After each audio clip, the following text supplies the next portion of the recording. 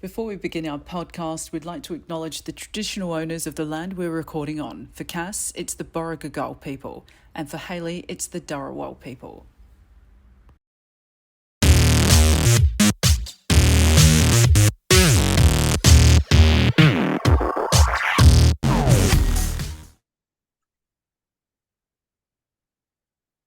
Excuse me while I clear some fluff off my desk that flew up when we moved our furniture around last night, sorry. Everybody, welcome to Drag Me Out. I'm Cass, and you are? Hailey. Hasn't changed. Has it changed? Nope.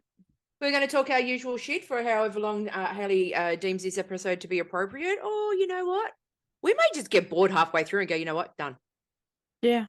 It's going to be a short one this week because we don't have that much to talk about.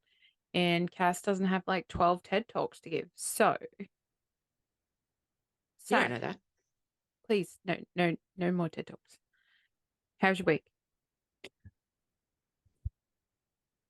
It was look, I know I've been saying lately it was a boring, I just went to the office week, and it was. However, a couple of things. So we're obviously getting ready to go away next month. So I've been kind of organizing that. And then yesterday, so I finished work from home at 5:00 and the missus finishes working from home at 6. Mm-hmm. So instead of me just doing the normal, usual, I'll make dinner, whatever it was, I had to be in my bonnet around 4:30 to change everything in the lounge room. Everything. Nothing was staying in the same spot. So, as you know, one of my dogs has anxiety issues. He wasn't handling it well, but he was pretty okay at the same time. The little baby one, Finny, didn't give two shits about anything normally. Still didn't give two shits. We moved the lounge. We found 3 of his balls underneath it. We moved something else. We found another 3 of his balls. So he just had like fucking all of these bloody rubber balls and stuff all over the place to play with. So it got to the point where I was moving the furniture around enough to be able to slot the heavy stuff in where it needed to go, but I couldn't do anything until the missus finished work because that was our desks and monitors and all of that. We kind of needed to move those first. Yeah. So I just kind of like sat down, made sure the older dog was okay. He settled down a little bit. Little baby Finny was just doing whatever it is that Finny does, which was playing with 6 balls, as it turns out, yesterday. And so she helped when she finished, and we got everything all sorted. And we started to move everything around, and we were just about to move the heaviest thing, right? And so we get it to kind of where we need to do to, pivot, right? And I hear my missus go, "Oh my God." And you don't want to hear that when you're moving furniture because it was a big bookcase and we didn't take the shit out. We were just like moving it based on it and like pushing and anyway. So I hear "oh my God," and I went, "What have we broken? Like, did I miss something or whatever it was?" And then I heard this noise and I'm like, what the fuck? So in order to be able to move the bookcase, we had to turn the lounge to a slight angle to be able to create room. And there is little Phineas is sitting on the edge, sitting, not squatting or anything, sitting on the edge, pissing off the edge of the lounge like he's the Trevi Fountain. Right? So what made it even worse is we've got one of those stupid fucking IKEA lounges where they don't have an armrest at the end. Like it's just the end of the lounge and then nothing, right? So he's pissing off it. And because it's also pissing like in a nice arch, it's also every now and then when he thinks about it a little bit more, it's going down the edge of the lounge, right? But here's the worst part. When we reacted the way he did he stop? No. He looked us dead in the eye and just kept pissing. 30 seconds of continual piss coming out of this dog who is normally pretty good. Like, he's actually very, very good, and he's toilet. That's what makes it worse. He's toilet trained. So, it was like we had bought our own water feature for our newly displaced lounge room. So we reacted as people who like to keep their apartment nice and clean and tidy would. Of course, we did not beat the dog or anything like that. We were shocked more than anything else. So then once we got everything cleaned up, because he could tell something wasn't right about how we were behaving, and we were trying to mop it up, and it was just like, this dog weighs 11 kilos. I don't know and don't care what that is in pounds, but this dog pisses a liter at least. It's not one of those things where you drop a teacup of water and it looks like a flood. Like, this dog fucking pisses. It was 30 seconds continual flow, right? So I don't know whether or not it was him understanding that we were upset by it, or whether or not he was just tired from the pissing. But for the rest of the night, he was just kind of like laying on the lounge, like, oh, like, I love you. I'm just going to lay next to you and fall asleep. So, Phineas Parsifal to my towing a Wigglesworth. We didn't want an inside water feature. We got one though. But please, anybody listening or watching, please rest assured it was cleaned up in a very expeditious manner, because all you could smell while we were trying to clean it up was hot piss. Hot dog piss. It was fucking bullshit. So yeah, there was that. Yeah, as I said, we're getting everything ready for our anniversary trip to Cairns next month. What else? That was pretty much it. I mean, uneventful, but eventful at the same time, because, you know me, I like to research the fuck out of anything before we commit to buying anything. Mhm. Yeah. Oh, also, so we live above shops, right? And ever since we moved in, which was 2.5 years ago, the shop that's directly below us has been empty. And every now and then we would hear this noise, and we're like, oh, why can we hear banging? Why can we hear this? Why can we hear that? And we didn't put two and two together. And then I was coming home from the office the other week, and I got out of the bus, and my bus stop is directly out front of my apartment building. And I'm like, oh my God, they're doing fittings and stuff. Like, they're actually putting stuff in that shop. So I get the bus home the other day, and when I get home and I step off the bus and I step out, like, to face my apartment block, it's a massage place. Nice. And the best part is it's directly below, like, we're on top of the massage place. So I think it's all kinds of massage, like remedial, Thai, shiatsu, like all of that. So when it opens, I think the grand opening's next week, I'm going to go down there and go, hey, you want to give me a discount? Because if you don't, I'm just going to make so much fucking noise from my apartment that no one will feel relaxed in your establishment. I'm going to give it a try, though, because if it actually does end up being good, then I am going to threaten to make noise and stuff and disrupt the pleasant nature for the clients that they have if they don't give me a discount. You know? Yeah.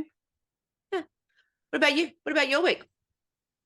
So I think because we're getting wildly popular now, Vicky must have listened to the podcast, because Vicky sent out my passport. Oh, bless. Yes, it arrived the other day, and that's in my possession. I booked my flights. Mm. What else did I do? Do you salamat that tongue Made business class? Oh, Or did you premium economy? I don't actually know. No, I think it's just normal. Oh. But I might, because it's with Virgin, and I am a Virgin member. So can you? You can bid on upgrade. Okay, so I might bid on an upgrade. Because that's what I did for us when we went to Yeah. Melbourne, right? And then I just put the worst possible offer. Yeah. And they just take like $2 out. Every time you bid for an upgrade, whether you get it or not, they take $2 out. Okay. To ensure that the card is the correct card. And then they just take it out whenever they decide. Yeah, I'm just gonna book it for me and leave the other ones in economy. You get a better chance that way. Yeah. So yeah, nothing. Do people just okay? For instance, we were talking about the Harbour Bridge walk, climb thingy, whatever it is. Yeah. And I've done it, and I've done a lot of other things. Like I've seen the Grand Canyon. Haven't done skydiving or anything like that. But people are like, oh, you got to do it to just say that you've done it. I'm like, who are these people that I'm walking around and saying, oh, did you know I've walked the Harbour Bridge? Or do you know that I've seen the Grand Canyon? Just did it. Like I could just say anything. Like I just climbed Mount Kilimanjaro the other week, and then what was the other one we did? Was it Mount Everest? Yeah. So like turned left at Betty and stole George's shoes. Like I just don't know why I would. Okay, look, I went to the Grand Canyon. I didn't pay for it. If I had to pay for it, I probably wouldn't have gone.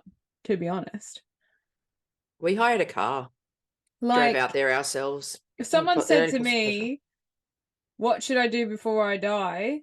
I don't know, eat bickies and sleep a bit more. Like, I don't go to the Grand Canyon. Don't climb the bridge. It's boring. You get up to the top and they're like, okay, let's go back down again. Don't waste your money. Now, if you could zip line off it, Off the Harbour Bridge. zip line over to the Opera House. Vroom. No, that'd be really fast. That would be cool. Yeah, like I've done like a little like experiences and all that kind of stuff, but would I do them again? No. Well, you've done them to tick them off. I don't have a Not even bucket to tick them off. You were just like, you know what? I'm here. Why not? Yeah, like Which we went is- to the Colosseum and I was like, well, you know, woohoo. Okay, now let's go. Like, Yeah. I don't know. Just thought that was interesting. People were like, oh, you should do it. Why?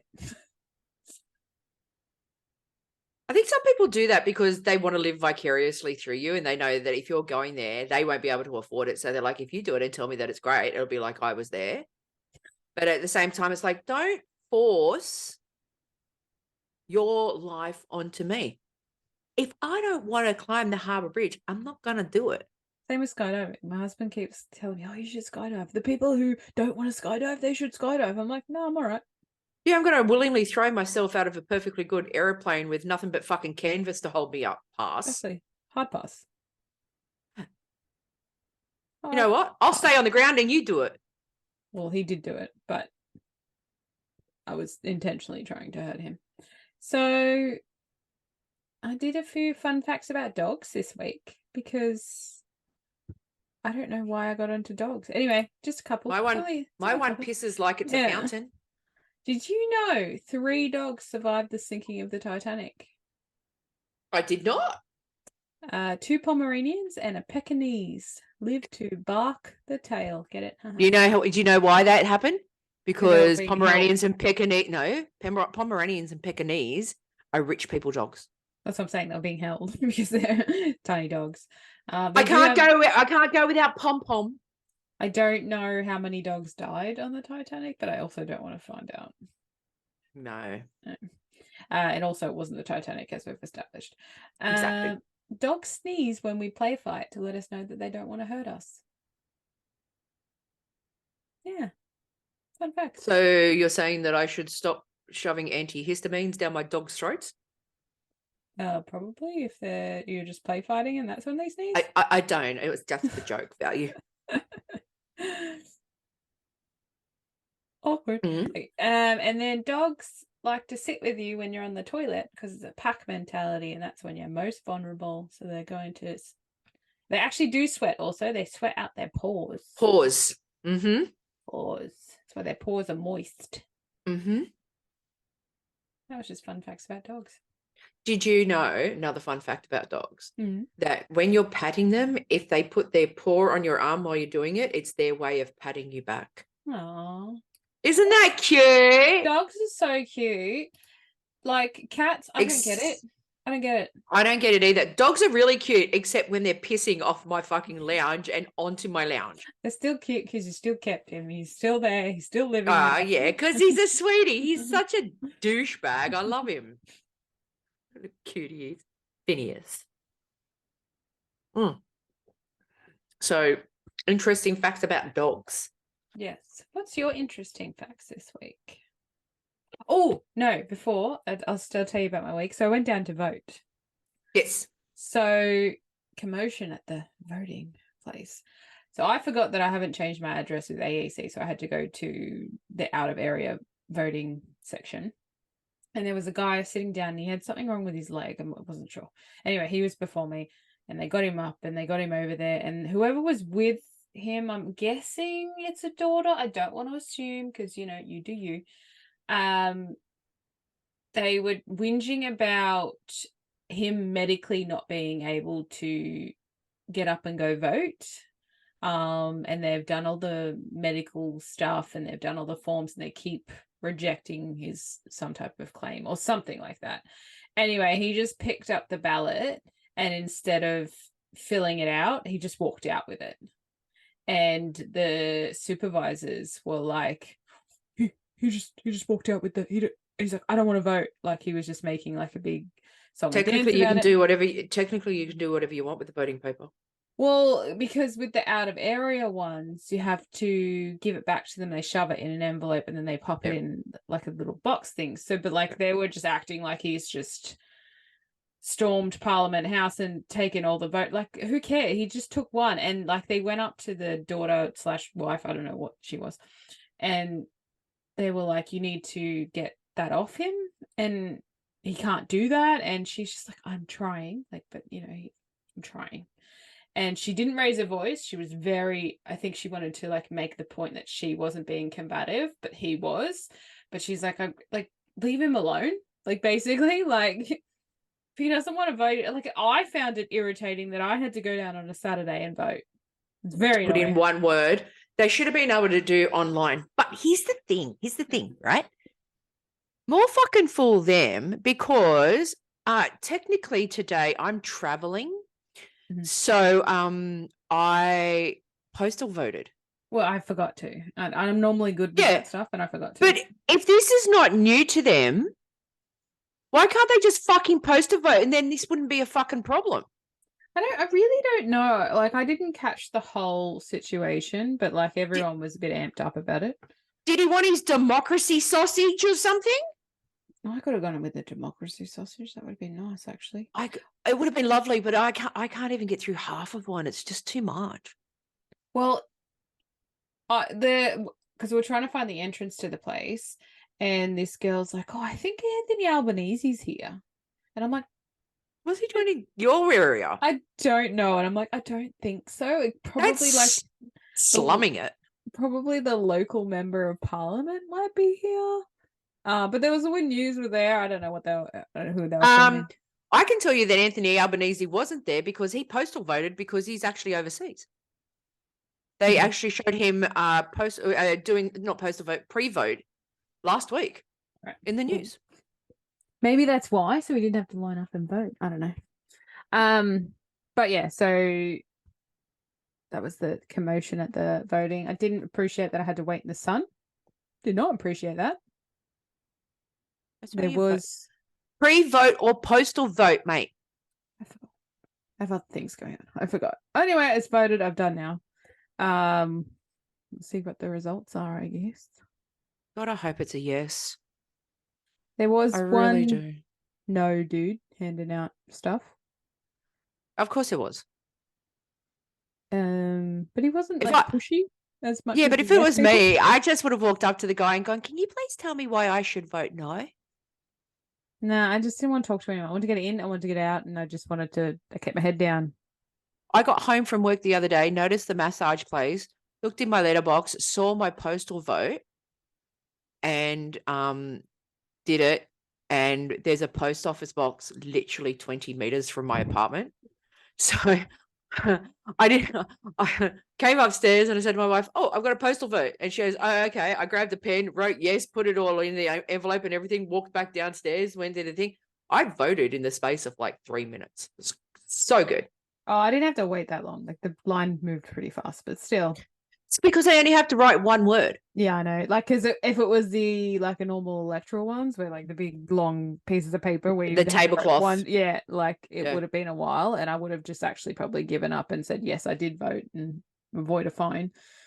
But I find it a bit ridiculous that we're in a democracy and we have to actually vote if we.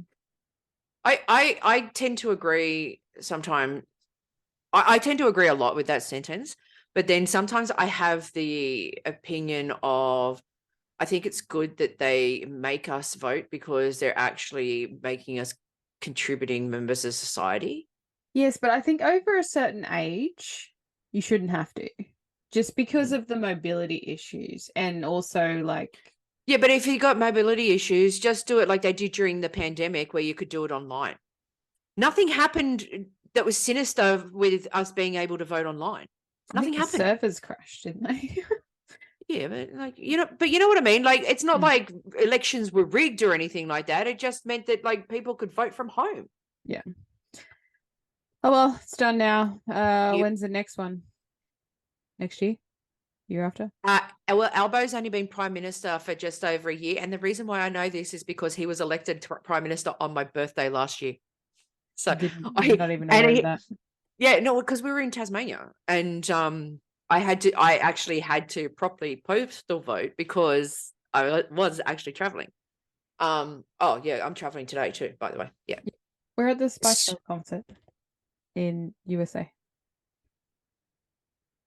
Shimmy to the left, cause you know what it feels right. Shake it to the right. Hop, hop, go round. Slam it to the left. So your fun facts. Sorry. Oh yeah. Go ahead.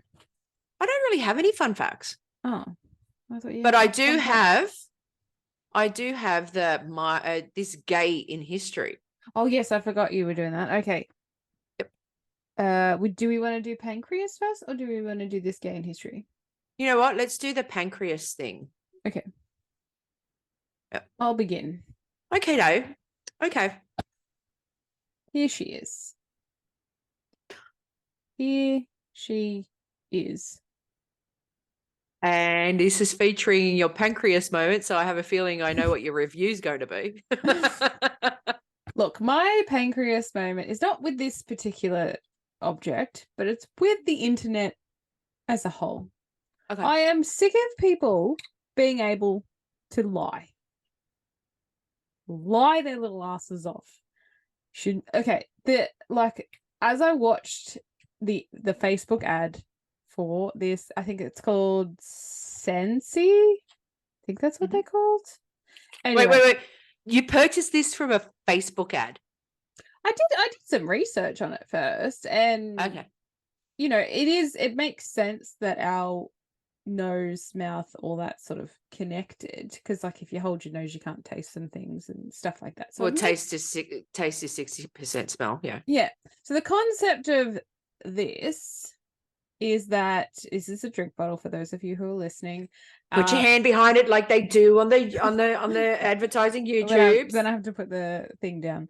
Yes. So anyway, this drink bottle, which kind of looks like a large dildo shaped, like it's got a little curve to it, and then it's got the tip. So the tip, you put this little thing, which is a little ring. It looks like, you know what it looks like? It looks like a contraceptive container. Yeah. So like it's thicker than a condom would be. But anyway, so you put that around the top of it, you click it in, you put, I don't know, I think it lasts up to like, depending on how long you have it on there. But anyway, you're supposed to, as you're sipping the water or drinking the water, you're supposed to smell it at the same time, and it's supposed to taste like what you're smelling. So this is energy drink flavor. Smells like energy drink, but does it taste like energy drink? No. So this Facebook ad, she was very convincing, mind you. She was very surprised. That's what charlatans do. And the whole internet now, I've fallen into this mistrust over this one. I don't want to buy anything. I don't want to buy anything off the internet now. Nothing. You know when my mistrust of the internet really, really kicked in? Yeah, go. Remember when I told you about a year ago, I went on Amazon and bought the on-air sign that I was going to have on behind me? Yeah. And it was like, it cost me like $30 odd. They sent me a tin photo of the picture of the on-air. Oh, well, I just feel that's you not reading the description. It wasn't in the description. It was like on-air sign, blah, blah, blah, blah, blah, and a whole bunch of other stuff, $30 odd. And I'm like, cool. And so I bought it. So when you read it again, it's like on-air sign. Yeah. So it can be read either way. That was my big mistrust. But we keep it now just for a learning lesson, and B, because it makes me laugh every time I look at it now. Yeah, so it just my whole pancreas is just the whole internet in general. Like all the Facebook ads now that come up with, especially I've been wanting to buy what they call like a mellow mat that you put on the floor, and it's kind of like a thicker rug, so it's a little bit more, because we all have tile now, so I just wanted to have something for the kids to sort of sit on. But I did my research on it and I looked at reviews and they don't look too good. But then you see it in the Facebook ads and they're like, oh my God, this is amazing. This is so amazing. I'm like, oh no, I don't trust you. But it's like real estate. You know, when you're looking to rent a property and you go, gee, that house looks big. And then you look at it and you look small. It's just, it depends on where they stand to take the photo. Oh yeah, for sure. Like but the real estate, that's a known thing. Yeah, but it's Facebook ads. Correct. And fool me, I made a mistake, and it was only like, I don't know, I think this was actually like $50 just for this. So you got ripped off, mate. You go to Kmart for like $10. Yeah. You just basically paid $50 for a water bottle. But I always buy my water bottles half price anyway, so whatever. I will, because I still have like 6 of these. So I'm still gonna, because I'm at the moment, I'm a little bit, I'm trying to drink more water. I'm working out a bit more, so I need to drink more water. So I will take these with me, and I'm at least smell.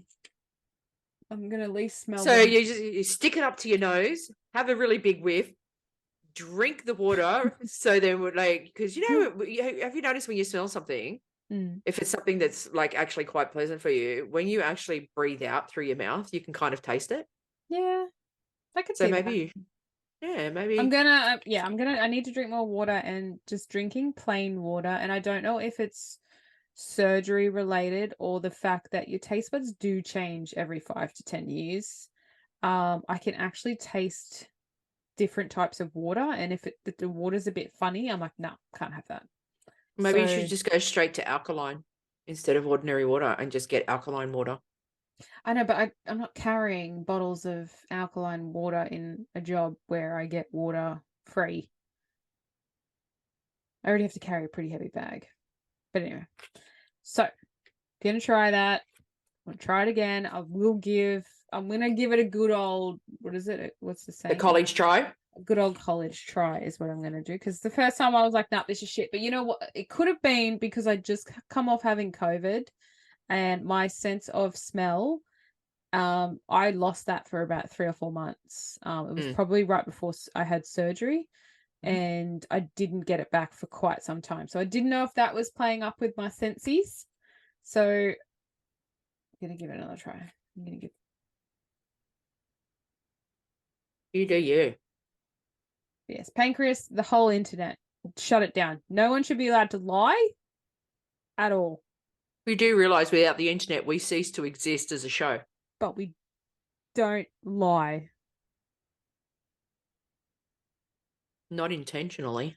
Well, look, if you want to like pay us to promote something that's shit, I'll probably get on board. So, we have a price. Our morals aren't very high. Our moral price is not very high at all.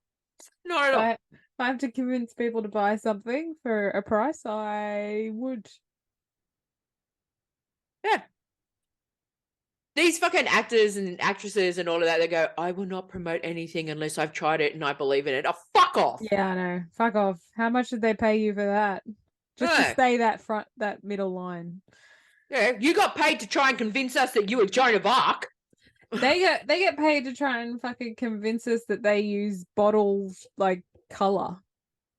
from the supermarket. Yeah. Like, piss off. Yeah, no, get out.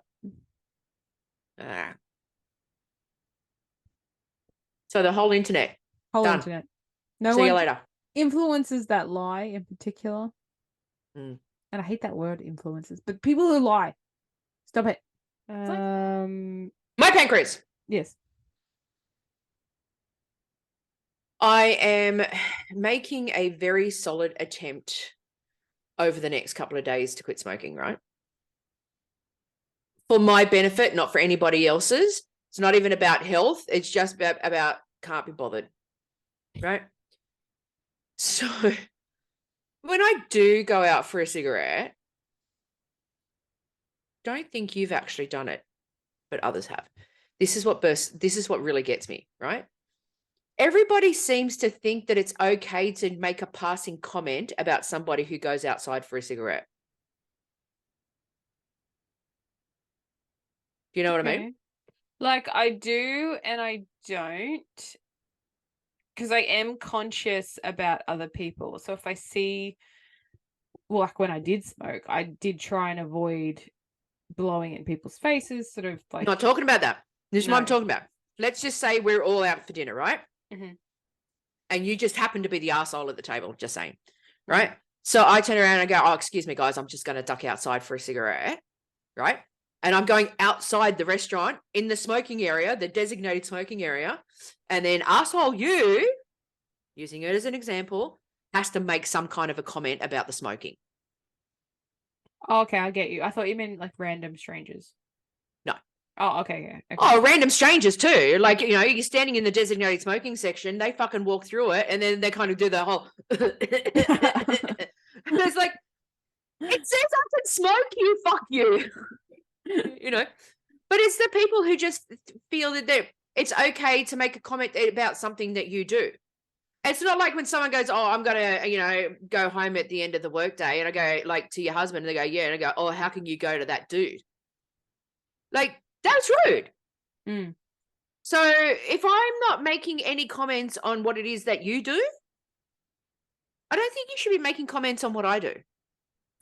So it's my choice to go out for the cigarette. 100%. And you already know that it's bad for you. You have enough evidence supporting. Yeah, but you've got to admit, I'm a very courteous and conscientious smoker. Yes, you and your wife both are. We walk away from non-smokers. If you choose to migrate to us, that's your problem, not ours. But we make sure that we stand away. And if someone goes, no, it's okay, then we will stay there. But we will go to as far away as possible so you can't smell it. Yeah. You know, it's just like you're an adult. You make your own choices. I don't feel that anyone has the need to comment on something that you already know is not good for you. You know it. Or they go, oh, she's going out to have a cigarette. Gives you 5 minutes to talk about me. You know what I mean? But it's not even so. As we've just established, I'm actually I'm very conscious of the people around me when I smoke, right? So if someone turns around and goes, oh, we're running late, I don't go, oh, hang on, I'll just have a smoke. And then, you know, make us even later or anything like that. And I don't do anything. So when I'm at work, I have an hour for lunch. I'm not comfortable with an hour for lunch because I'm used to the 20 and 15 minutes after all those years. So what I do is I cut my lunch break into segments. So I have a proper break for about half an hour in the middle of the day. But then the other half an hour, I split up through the day, ducking downstairs for a cigarette. So I am not taking any time out of the company's time. I'm still using my time. And that way I don't have non-smokers going, oh, but she gets to have an extra 15, 20 minutes because she goes down for a cigarette. You know, like, you know, because people tend to do that, right? I don't take it out of the company's time. It still comes out of my time. I just choose not to do the hour lunch. Yeah. In one hit. Right? So my pancreas moment is if I go outside for a cigarette, even if I go outside to answer the phone or whatever it is, don't make a fucking passing comment about something. Because that's the other thing. If I go, oh, hang on a second, I just really need to get this phone call. right? And someone goes, oh, where's she going? And they go, oh, she's probably going out for a cigarette. I've just told you I'm going out for the phone. You don't need to hear my conversation because guess what? I'm conscious about that too. But don't make a fucking passing comment just because somebody chooses to not smoke near you. That's what it comes down to. We are choosing to not smoke near you. So if we want to get up and go and have a cigarette, let us go and do it. I always make sure after every cigarette, I have chewing gum or something that cleans my breath. I have been told on many, many, many, many occasions when I've come back from a cigarette, someone goes, did you come back for a cigarette? You go, yeah. And they go, can't smell it. I'm very conscious of this stuff. I'm only out to inconvenience myself, not the general public. So if I or other people who choose to smoke go outside for a cigarette and we are leaving your vicinity to go for a cigarette, don't make a fucking passing comment. It is their business that they smoke. It is my business that I smoke. I don't pass comment on anybody who chooses to drink in front of me when I'm a non-drinker. Yeah. Right? I don't say anything. I expect the same in return. That's my moment. Thank you. Okay, so we did the gay dude last week. Mm-hmm. This week we've got the lesbian, the gay chick. Have you ever heard of a TV show called Gentleman Jack? No. Okay. It's a TV show. So basically, my gay in history this week is a lady by the name of Anne Lister, who was born on the 3rd of April, 1791. She was from a minor landowning family in Shibden in Calderdale, West Riding of Yorkshire. Anne Lister conducted multiple lesbian affairs from her school days onwards, often on long trips abroad. She was described as muscular and androgynous in appearance, dressed only in black and highly educated. She was later known and generally unkindly as Gentleman Jack. You know, even back in those days, they still had fucking jibes on the homos. So the whole thing about Anne Lister was she was a very, very, very shrewd businesswoman. Respected and feared in the town. She had business dealing. She was competitor in business in the coal industry in Shibden. She ran into some trouble with coal mines and all of that with some male business owners, all of this other stuff. But that's another story. This is about her gayness, right? So she kept diaries, right? And the diaries revealed much about her contemporary life in West Yorkshire, including the development of Shibden Hall, which is where she lived, her interest in medicine, mathematics, landscaping, mining, railways, blah, blah, blah. Many entries, however, were written in code that was not decrypted until long after her death.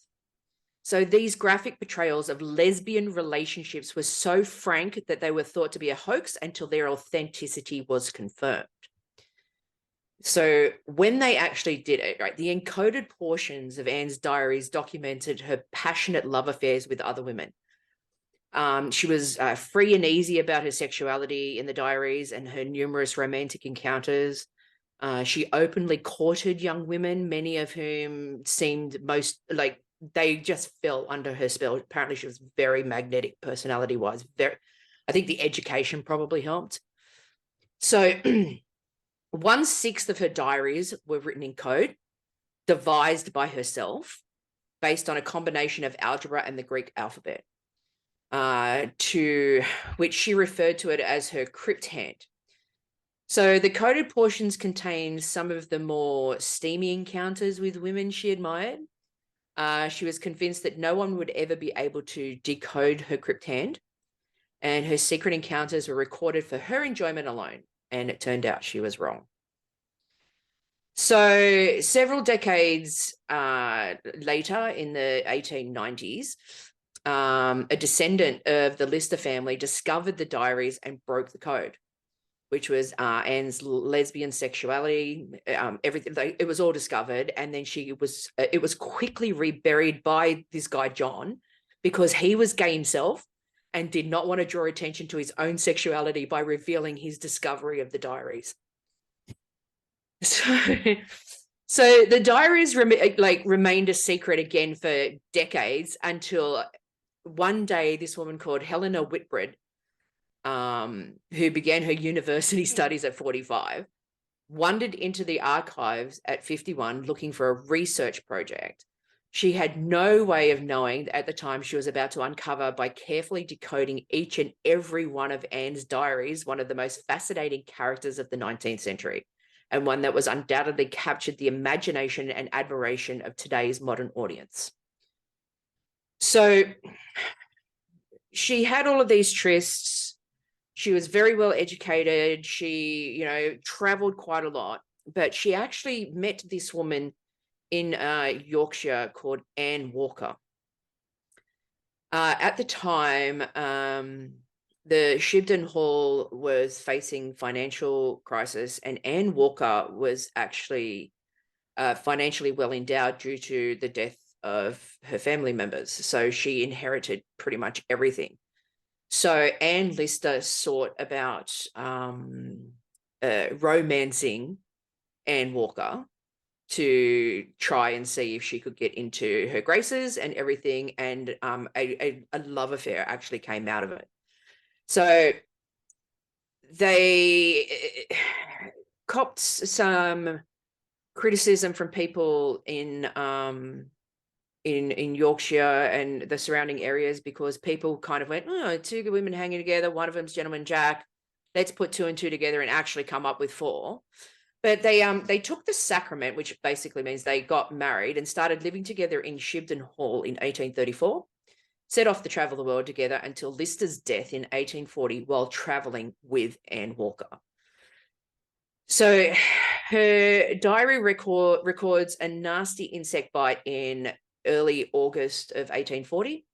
Her last entry was within a few days. She died of a prolonged fever 6 weeks later, aged 49, at the edge of the Russian Empire in what is now known as Kutaisi, I think it's called, Georgia. The furthest of her extensive travels had ever taken her from Shibden Hall. And Anne Walker actually had to bring the body back, and she is buried at Shibden. So in 2018, a blue plaque was unveiled at Holy Trinity Church in York to honour her.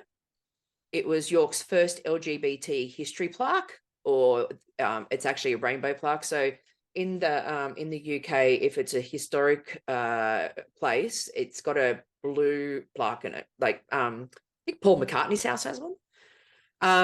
So in her case, it's a rainbow plaque. So the plaque has got rainbow edging and reads, gender non-conforming entrepreneur, celebrated marital commitment without legal recognition to Anne Walker in this church in Easter 1834. So the wording was criticised for not mentioning Lister's sexuality, and in 2019 it was replaced with a similar plaque with the wording Anne Lister, 1791-1840 of Shibden Hall, Halifax, lesbian and diarist. Took sacrament here to seal her union with Anne Walker, Easter 1834. So I actually found out about Anne Lister because in 2019, I think it was, BBC and HBO started a historical TV drama called Gentleman Jack, starring Saran Jones, who I fucking love. I loved her before Gentleman Jack, but she's just so good as Anne Lister. So it depicts her life as the first modern lesbian. The series is billed as inspired by two books about Lister by Jill Liddington, Female Fortune and Nature's Domain. Liddington also acted as a consultant for the series. The series O'Hooley and Tito's Gentleman Jack serves as the series' closing theme music. It's actually very catchy and sticks in your head for days. In 2019, Penguin Books published a companion volume by the series senior consultant Anne Comer, which includes newly transcribed and decoded entries from Lister's diaries. So Anne Lister paving the way for lesbians all over the Yorkshire thing, and basically was one of the first gay people in recorded history to have a same-sex union.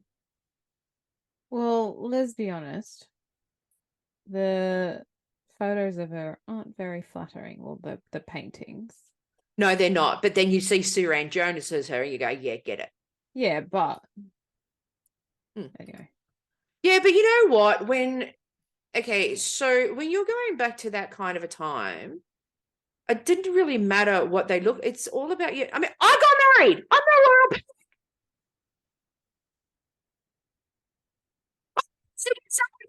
You hit a decibel that your mic cannot compute. I said I got married and I am no oil painting.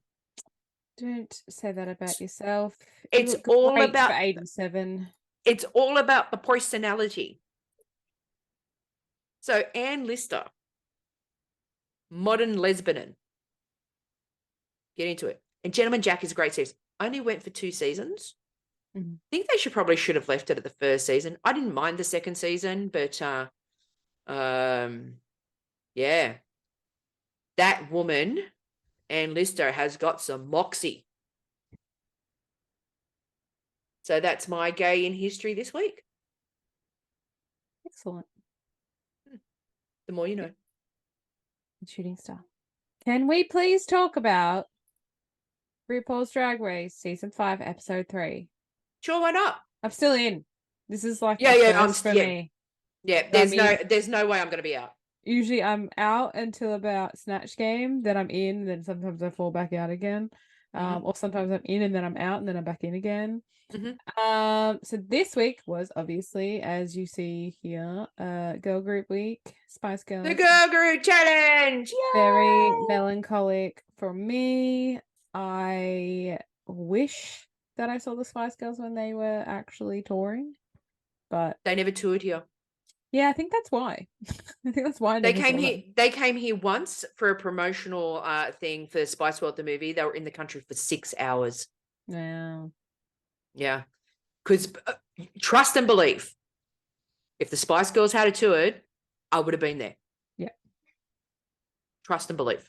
Yes. So Kate Butch, my favorite. I hope she wins. I got her just a little bit ahead of Ginger Johnson. Her icks. I wrote them all down because they're fucking hilarious. Pretty people who do drag. Where's the challenge? Yep. Escalators, spaghetti. Yep. The musical Kinky Boots, and Amanda Holden.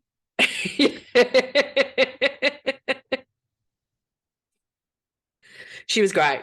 Oh, she was her confessionals and Tamara's confessionals, fucking hilarious. Mm-hmm.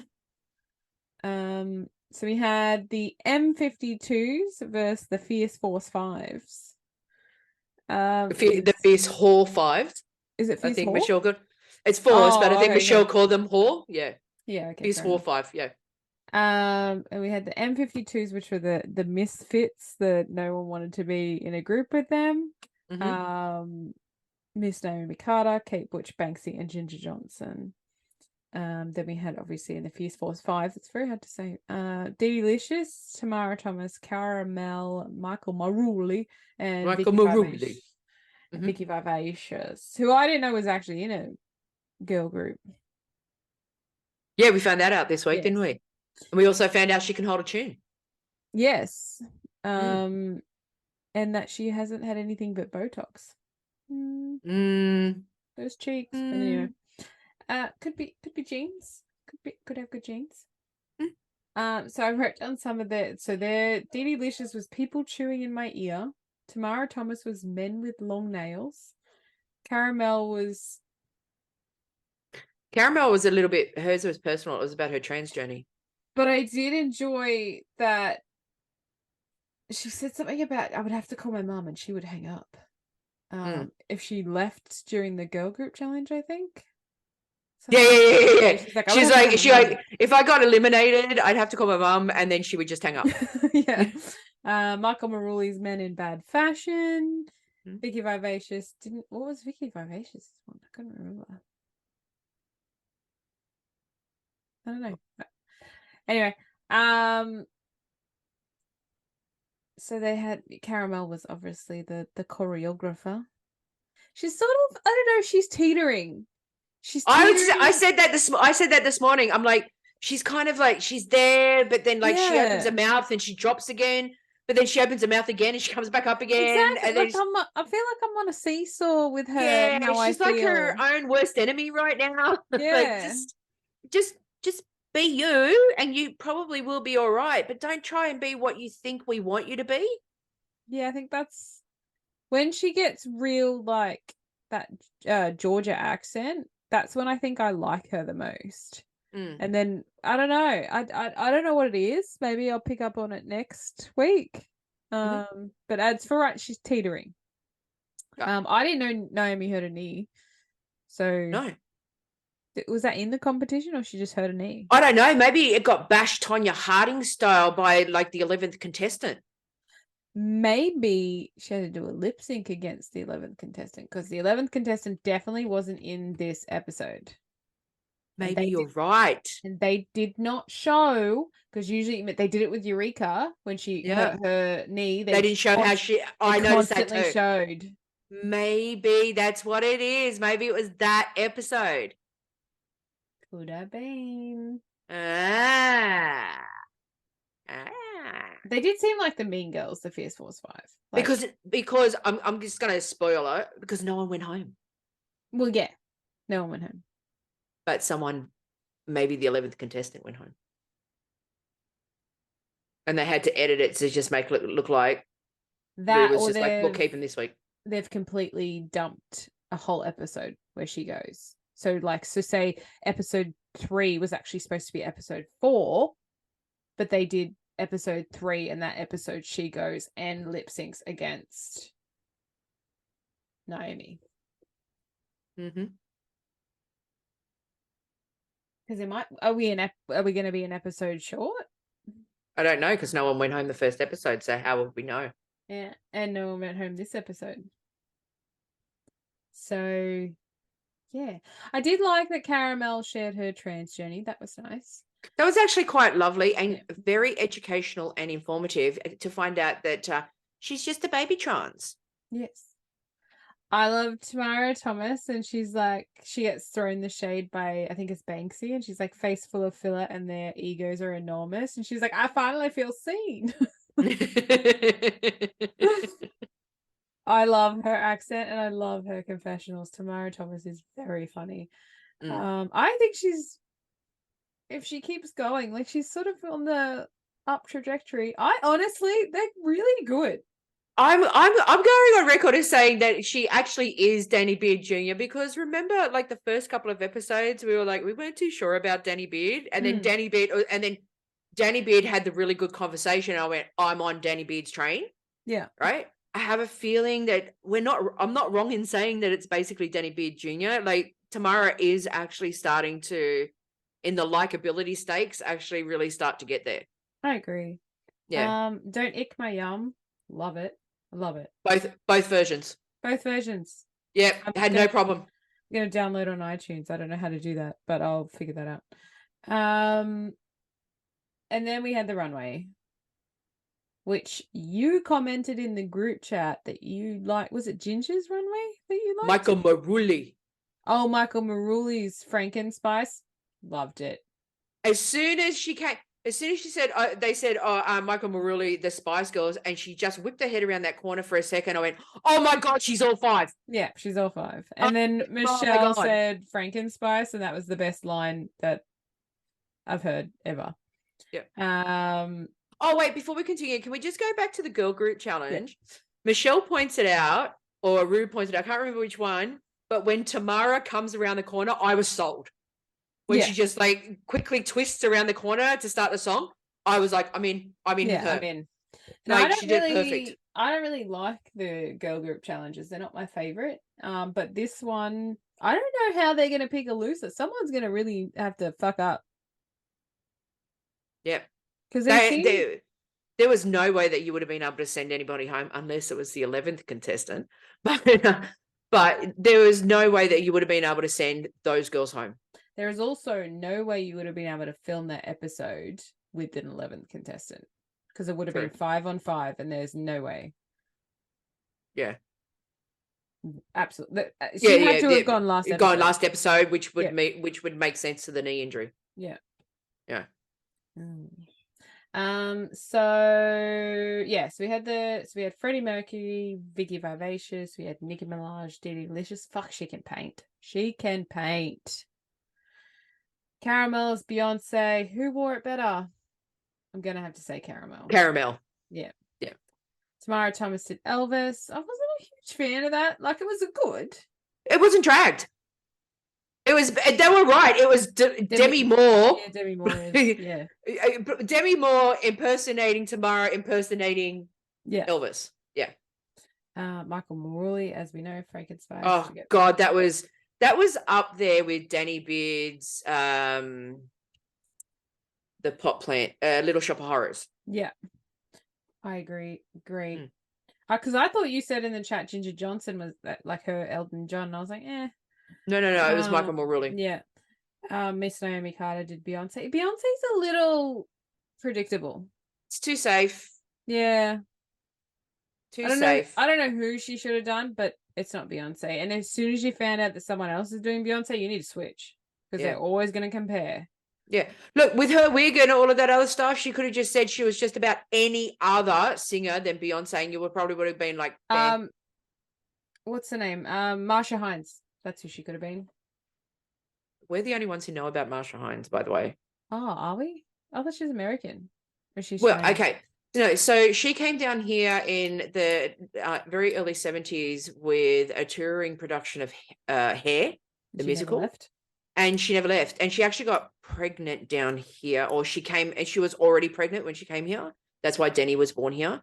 So she wasn't very well known in the States. She became very huge here. No one gives a shit about her anywhere else except probably Australia and New Zealand, bless. Okay. Well, not Marsha Hines then, because no one knows who she is. I didn't know that. I thought she was a singer in the States. And then Kate Bush came in as Shania Twain. And she's like, well, girls, looks like we made it. I love her. I love the little toing and froing that she was doing with Sophie Ellis-Bextor. And she's like, if we end up, she goes, I think I'm going to be best friends with Sophie Ellis-Bextor by the end of this. Yeah, and Sophie Ellis-Bextor is just automatically cool. I only know Murder on the Dance Floor. Does she do anything else? Yeah, she was, I can't name, she was the female singer in a, why does it feel so good? That's right. Yeah. It doesn't matter that she's only technically, I obviously reminded you of the second song. Doesn't matter. Murder on the Dance Floor, great song, still holds up. Best film clip to this date. Haven't seen 100%. One that beats it. 100%. I thought, okay, so we get to, obviously no one goes home. We've already, and then the top two queens lip sync, which is Tamara and Caramel. This was almost like the Sasha Colby and Anitra of UK Drag Race. They were ready. It was Tamara Thompson v. Caramel. The housemates go head on. Yeah. Who gets the rights to the bathroom at 6 o'clock in the morning? That's what this is about. It's about territorial rights in the house. It's not about who's going to win Drag Race. It's going to be about who gets to finish the last sip of milk. That's what it's about. So Caramel won. I can't agree that they both should have won.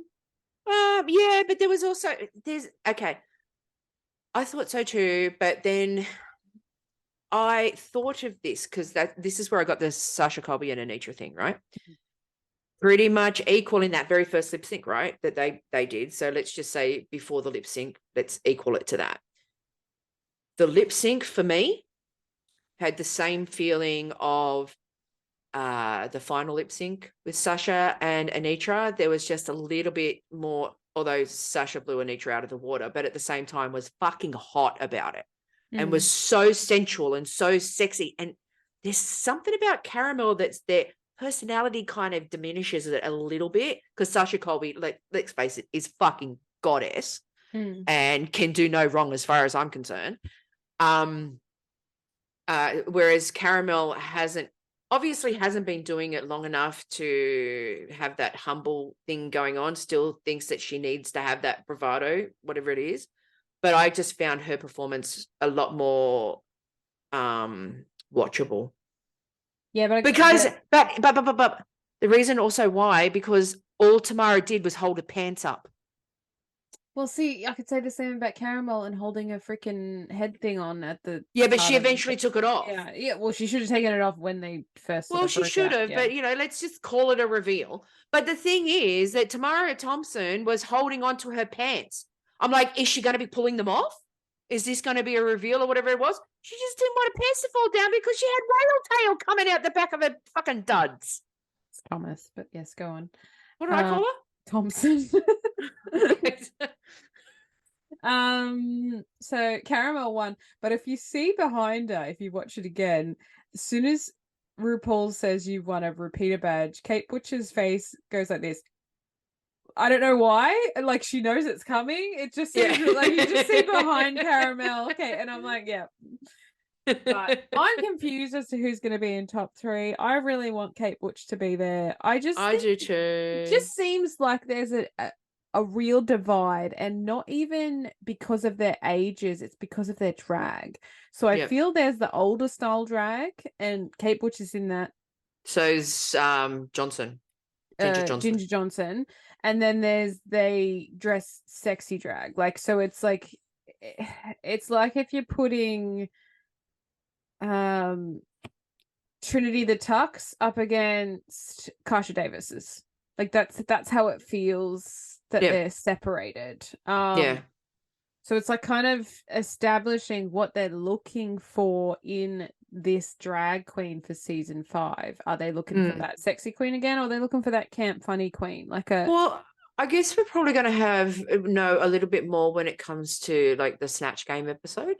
Are they doing Snatch Game of Love, or are they doing Snatch Game? Well, what's next week's episode? You need to. Well, if it says Snatch Game, it's just going to say Snatch Game. It's not going to say like Snatch Game of Love. No, you reckon? Yeah. Because usually when they give you the little sneak peek, it's the comedy challenge with. Oh my God! I didn't even notice how timely. Guess who the guest judge is going to be? Saran Jones, Gentleman Jack. Oh, really? Yeah. That's weird. No, it's hot. She's so cool. I love her so much. Yeah. Saran Jones joins Michelle and Alan on the judging panel. So maybe episode 5 is the Snatch Game. Must be. Usually it's around the 4-5 mark. Yeah. But it could be even the 6th mark because we're missing an episode. I have a feeling we're missing an episode. Yeah. Hey, can I just sidetrack for it? Just one. We can come back. Right, but I just need to sidetrack. Done. Oh, okay. Well, let's finish it so I can sidetrack. Okay. So it's finished. That's it. That's all we've got to say about this week's episode. We'll talk about it next week when we see it. Okay. So side note, right? I put in our chat with obviously Ego and Jack, Jane Doe. And Mark. The trailer. Oh, and Mark. Yep. The trailer for The Crown was released this week. I'm gonna tune out. Go on. No, I'm not going to talk about The Crown. So the reason why I said it is because I was like, because I just loved Olivia Colman in just about everything that she does. And then my mind was absolutely blown to find out that Olivia Colman is not even her real name. Who's Olivia Colman is her state. You said you liked watching British shows, right? She was in Broadchurch. She was in Fleabag. She was what's-her-face's sister in Fleabag. Yeah, that doesn't mean I know people's names. Not sister, auntie. May have been auntie or whatever. Olivia Colman. Okay, I know who she is now. Right. Olivia Colman is not her name. It's Sarah Sinclair. But that happens a lot with actors. They all change their name. Colman, because it's like, you're buying things from Facebook ads on the interwebs. It's just lies. Like, change your name a little bit, but don't go from Sarah Sinclair to Olivia Colman. What do you think? I just you have to be on stage and your name's like Gertrude. You just sometimes you just need things to stay on the status quo. So you don't want your equilibrium fucked up just for a couple of days. I'll be over it by tomorrow. But I found out today. So today, I'm a little bit, I mean, I understand Elton John's Reginald Dwight. I get that, right? David Bowie's David Jones, for crying out loud. Huh? Yeah. Her name's Sherilyn. See? It's not her real name. So what? Cass is not my real name because it's shortened version of Cassandra? Correct. What's on your passport? Cassandra. Actually, it's more than that. Yeah, I know, but I'm not saying it. Yeah. So careful, Hales. But you know what I mean? But you know what I mean? Like,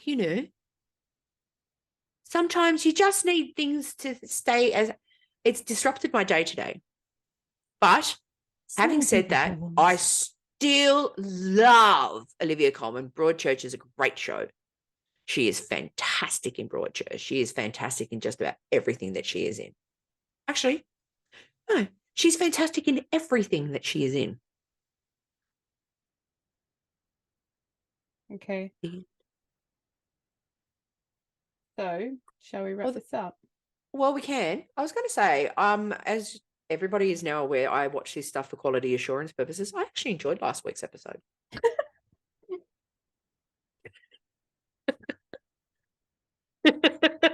I mean, I think would you tell us you fucking hated it? I just realized what I said. I enjoyed the subtle changes. Okay. Yeah.